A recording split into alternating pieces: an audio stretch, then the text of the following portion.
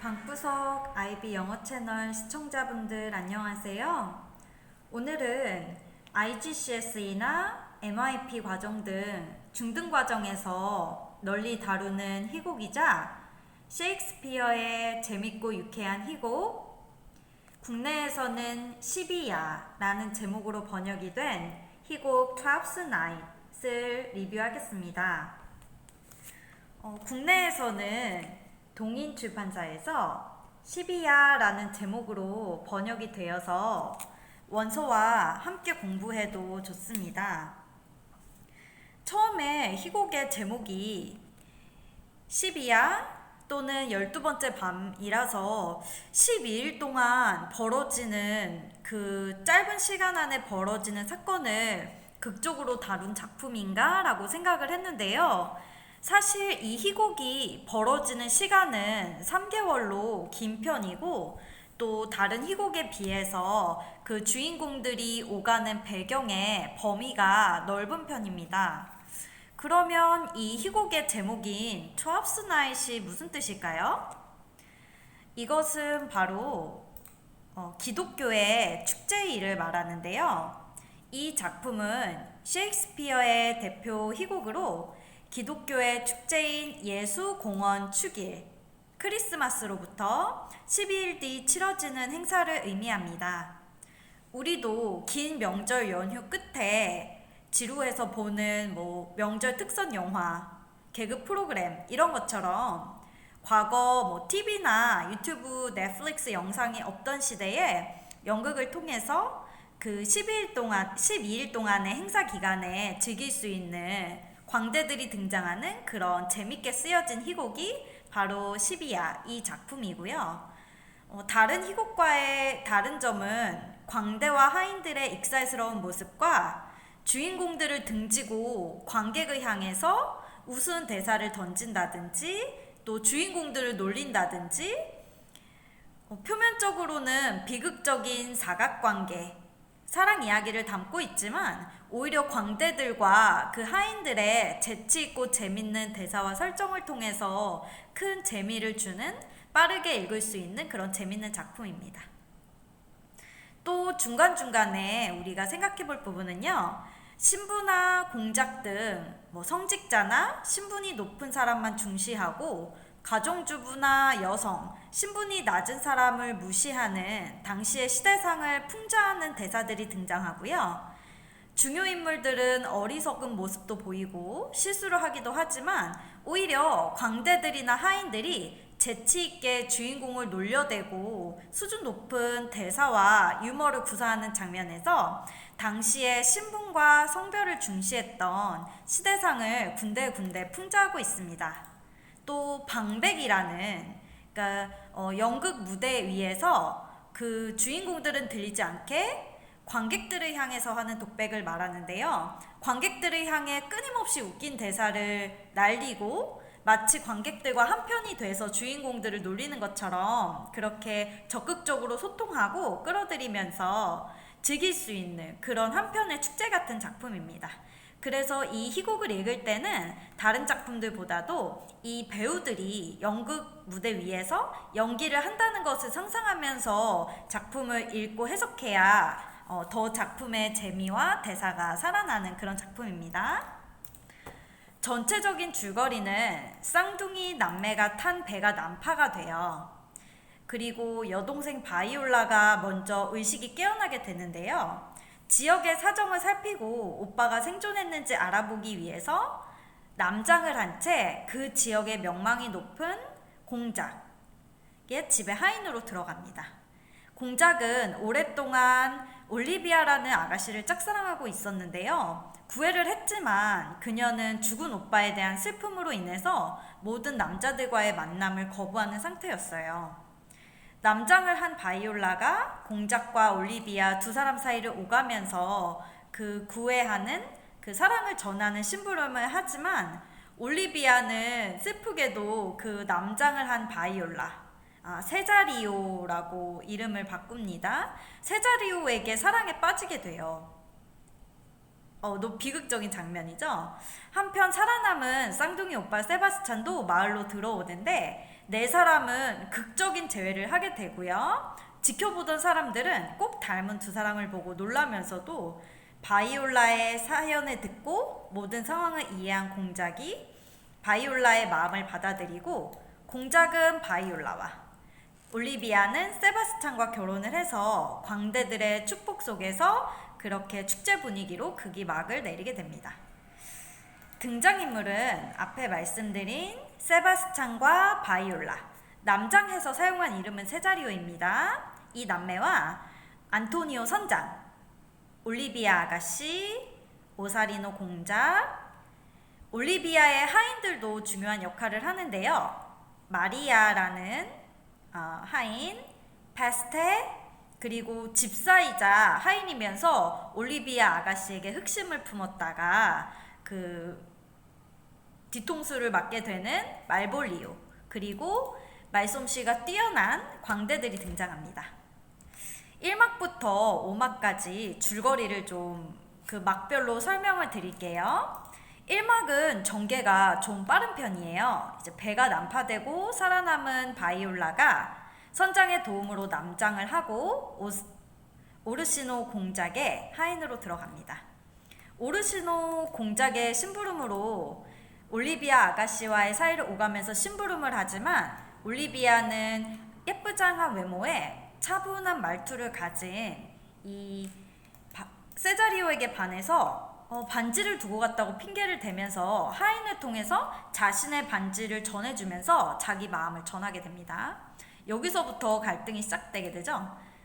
이 막에서는 오빠인 세바스찬이 생존해서 등장하는데요. 바이올라가 죽은 줄 알고 선장 안토니오와 오르시노 공작이 통치하는 섬에 가서 둘러보면서 한편 올리비아의 오래된 시녀 마리아는 그 하인이자 집사인 말볼리오가 혼자 착각 속에 올리비아 아가씨가 자신을 좋아한다고 상상하면서 건방진 말볼리오를 놀리려고 올리비아의 삼촌인 토비와 짜고 올리비아의 필체를 흉내낸 가짜 편지를 말볼리오가 지나가는 길에 떨어뜨려서 아가씨가 마치 말볼리오에게 사랑 고백을 한 것처럼 그렇게 함정을 꾸미게 됩니다.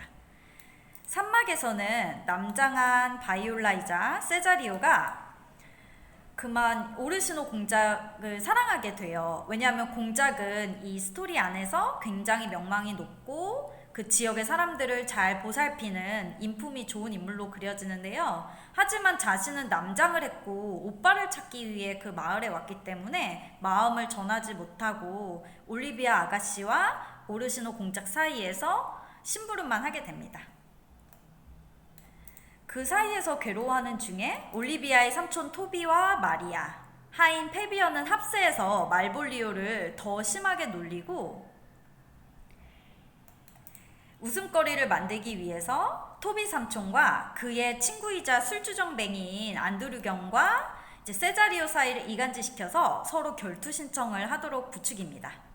세자리오와 안드류경이 결투를 하게 되자 우연히 이를 발견한 안토니오 선장은 세자리오를 쌍둥이 오빠인 세바스찬으로 착각해서 뛰어들어서 말리다가 그만 잡혀가게 돼요. 왜냐하면 이 안토니오 선장은 과거에 오르시노 공작의 함선을 공격했다가 오르시노 공작과 원수가 된 상태였습니다.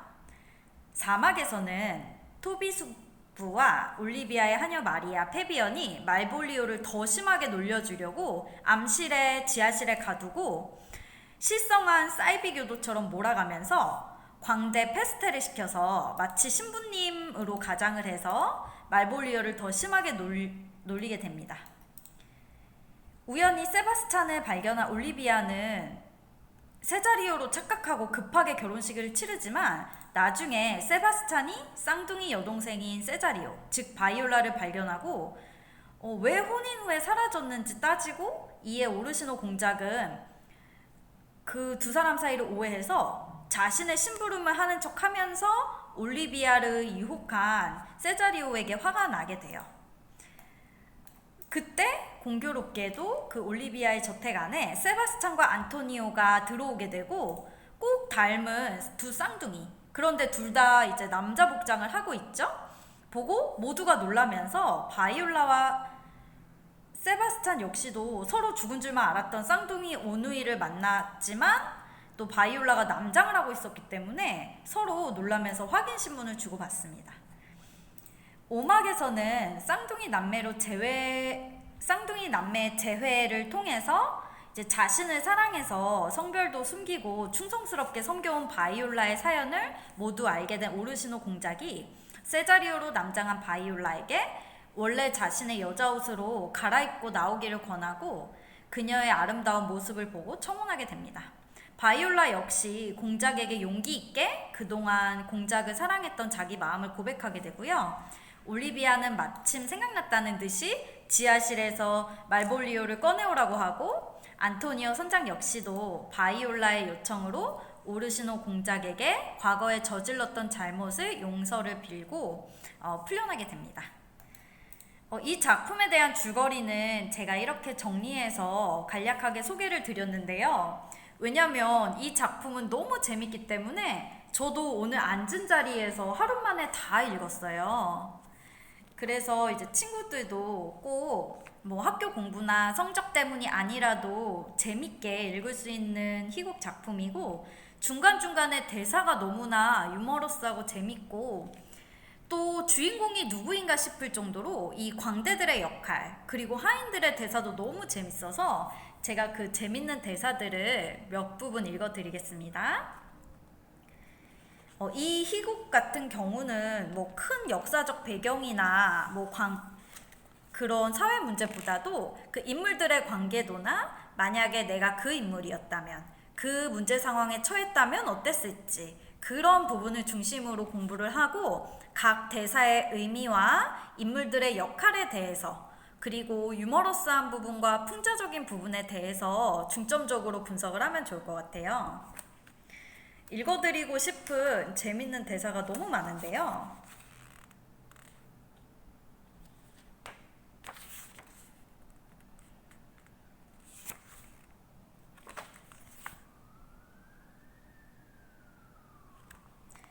사랑을 표현하는 부분에서는 다른 셰익스피어의 희곡들이 그렇듯이 굉장히 시적인 부분도 있습니다. 올리비아가 세자리오에 대한 사랑에 대해서 표현하는 부분에서 이토록 신속하게 그 열병에 걸려버리다니 내 생각에 이 젊은이의 완벽함이 눈에 보이지 않은 채 미묘하게 살그머니 내 두 눈에 슬며시 기어들어온 것 같구나. 이렇게 슬그머니 살며시 이렇게 말장난처럼 라임을 주면서 대사를 했죠. 바이올라의 고통스러운 마음, 그러니까 공작과 올리비아 아가씨 사이에서 괴로워하는 바이올라의 대사 중에 일부인데요. 변장이여, 본인이 남장을 했죠. 네 놈은 참으로 사악한 놈이로구나. 술수를 쓰는 악마가 많이 하는 짓이지. 잘생긴 사기꾼들이 여자들의 밀랍 같은 마음속에다 자신의 모습을 새겨놓는 일이란 그 얼마나 쉬운 일이더냐. 그 아가씨는 잘못 알고 내게 마음을 뺏긴 것 같으니. 이렇게 괴로워하는 부분도 시적으로 표현을 했습니다. 그리고 마음이 아프게도 바이올라는 자신을 남자로 알고 있는 오르시노 공작에게 사랑을 고백할 수 없었기 때문에 간접적인 충성심을 표현하는 대사로 자신의 마음을 전하고 이 공작을 위로하는데요. 제가 여자라면 말입니다. 저는 공작님을 사랑했을 겁니다. 이렇게 간접 고백하는 장면도 있고요. 우리 남자들은 더 많이 말하고 더 많이 맹세할지 모르지만 정말 겉모양 꾸미기가 진심보다 더 과하답니다. 언제나 맹세로는 많이 입증해 보이지만 사랑에 있어서는 별로 입증하지 못하니까요. 하면서 성별에 대한 차별을 이렇게 꼬집는 부분도 있고 사실은 이 세자리오는 바이올라로 여성이었죠. 그러면서 이 올리비아에 대한 짝사랑으로 괴로워하는 오르시노가 그 간접적인 고백의 의미를 알아채지 못하자 제가 부친의 가문의 유일한 딸이자 유일한 남자이기도 합니다. 이렇게 의미심장한 말을 하지만 역시나 공작은 알아듣지 못합니다. 그게 마지막 부분에서 공작이 왜 그토록 바이올라가 자신을 충성스럽게 섬기고 그런 사랑을 표현하는 듯한 충성심 고백을 했는지 깨닫게 됩니다. 또 재밌는 대사를 좀 읽어드리고 싶은데요. 올리비아의 숙부인 술주정뱅이 토비 삼촌, 그리고 그의 친구인 앤드류 경이나 그 광대들의 대사가 매우 재밌어요. 이 말볼리오 경이라는 그 하인이자 집사를 놀리는 부분도 굉장히 재밌는데요. 이 마리아가 올리비아 아가씨한테 흑심을 품고 혼자 상상에 빠져서 그 기뻐하는 말볼리오를 놀리려고 아가씨의 필체를 흉내내서 그 말볼리오가 지나가는 길에 편지를 떨어뜨리는데요. 그걸 발견한 말볼리오의 혼자 사랑에 빠진 착각을 하는 장면도 굉장히 재밌어요. 이 편지에 MOAI 라는 의미 없는 알파벳이 쓰여 있었는데 자신의 이름에 들어있는 글자라고 하면서 M, 말볼리오, 그래 M, 봐, 내 이름 첫자잖아.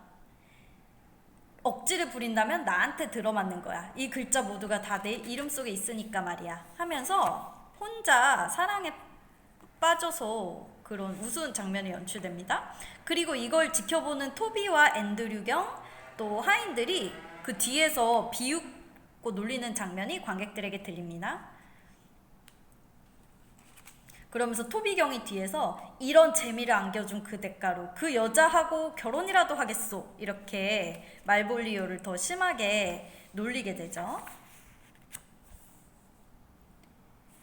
그리고 마리아는 이 말볼리오가 자신이 속은 줄도 모르고 우스꽝스러운 복장을 하고 올리비아 아가씨 앞에서 우스운 행동을 하는데 오히려 중간에 모르는 척 더 부추기면서 말볼리오를 우스운 사람으로 만드는데요. 보면은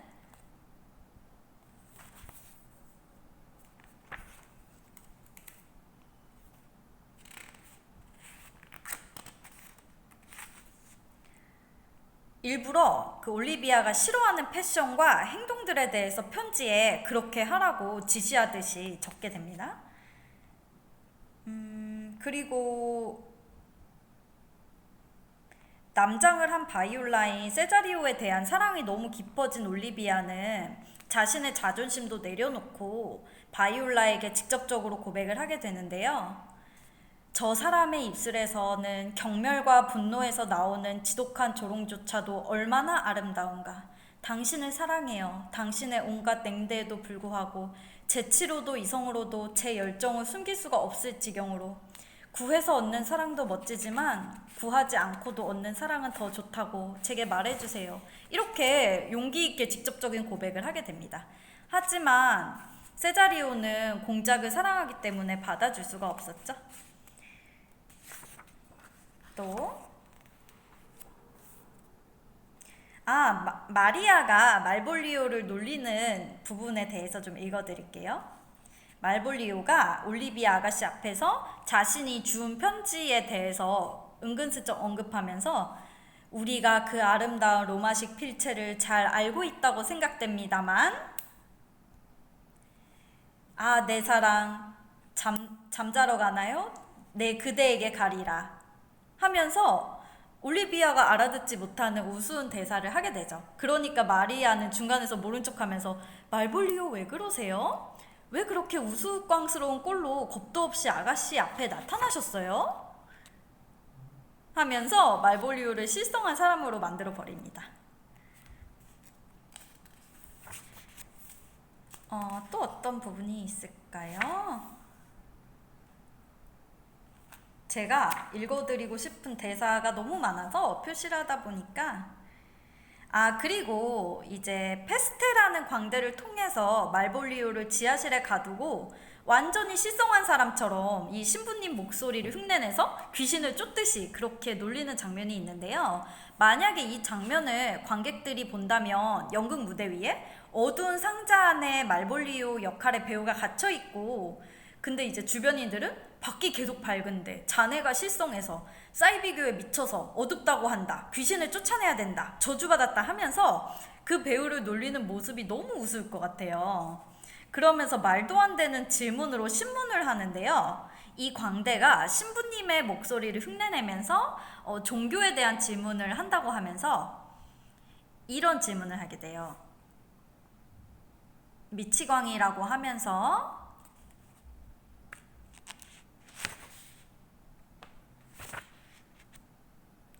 들에 사는 들짐승에 대한 피타고라스의 견해는 무엇인가? 이렇게 종교와 전혀 상관없는, 그리고 피타고라스는 수학자죠.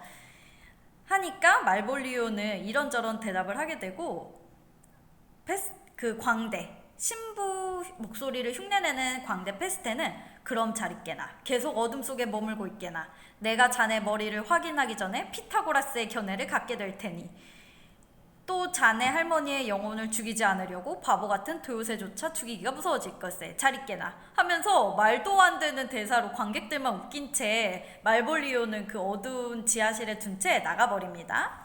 사실 이 대사가 너무 웃긴 게 피타고라스는 수학자이기 때문에 말도 안 되는 질문을 종교 질문이라고 하면서 말볼리오를 정신 이상자이자 이교도로 몰아가는 장면이에요. 예를 들면은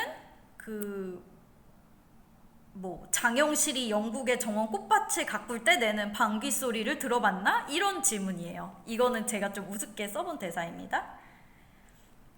그리고 이제 그게 전개가 되면서 이제 클라이맥스는 5막의 1장인데요.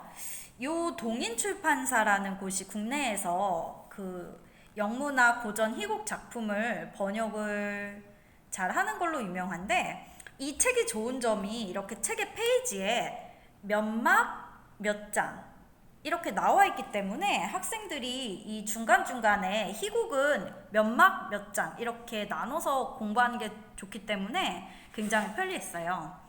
그 5막 1장에 바이올라와 엮인 모든 인물들이 다 그 올리비아의 집안에 다 집합하면서 모든 갈등들이 다 드러나면서 관객들을 긴장시키죠. 올리비아, 안토니오, 안드류, 신부, 토비 다 들어오고, 이때에 한번 바이올라 역할을 맡은 배우의 표정을 상상해 보세요. 자신과 관련된 모든 인물들과 모든 갈등들이 다 겹친 데다가 죽은 줄 알았던 쌍둥이 오빠가 살아서 돌아왔는데 올리비아와 결혼을 했다고 신부님과 함께 나타났죠. 이때 그 배우의 표정이 어땠을지. 제 생각에는 아마 이 바이올라 역할을 한 배우가 남자 역할도 해야 되고 이 모든 갈등의 중심 인물이기 때문에 제일 연기력이 뛰어난 배우를 선정을 했을 것 같아요. 한번 상상해 보세요.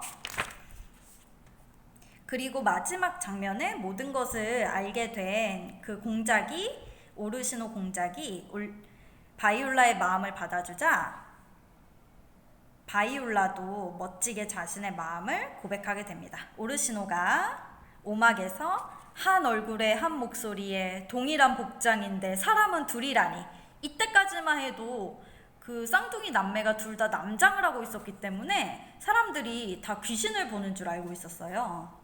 그러다 이제 쌍둥이 남매의 사연이 밝혀지고 바이올라가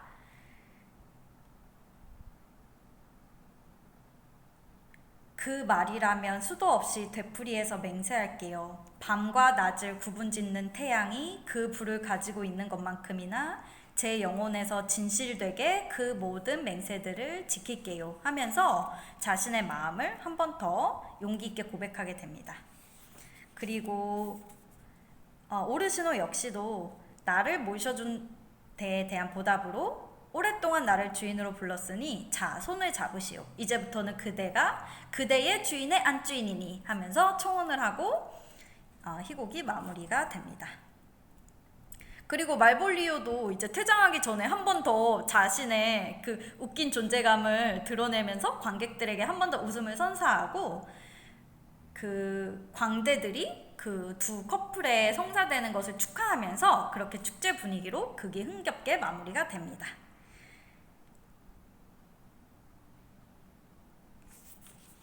이제 페스테 광대가 노래를 하면서 희곡이 마무리되는데요.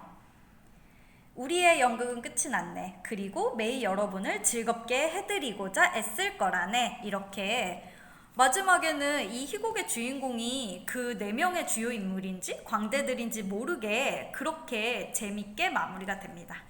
이 희곡은 다른 작품들에 비해서 굉장히 재밌고 또 스토리 전개가 빠르고 금방 읽히는 작품이라서 진짜 축제를 즐기듯이 재밌는 연극에 뛰어들어서 박수치면서 즐기듯이 그렇게 한번 읽어보고 그 중요 막과 장마다 사건과 대사들을 정리하면서 그 유머러스하고 풍자적인 요소들을 정리하고 그 중요 인물들 간의 관계를 정리한다면 충분히 대비가 될 것 같아요. 이상 오늘의 희곡 Traps Night 12야 리뷰 마치겠습니다. 감사합니다.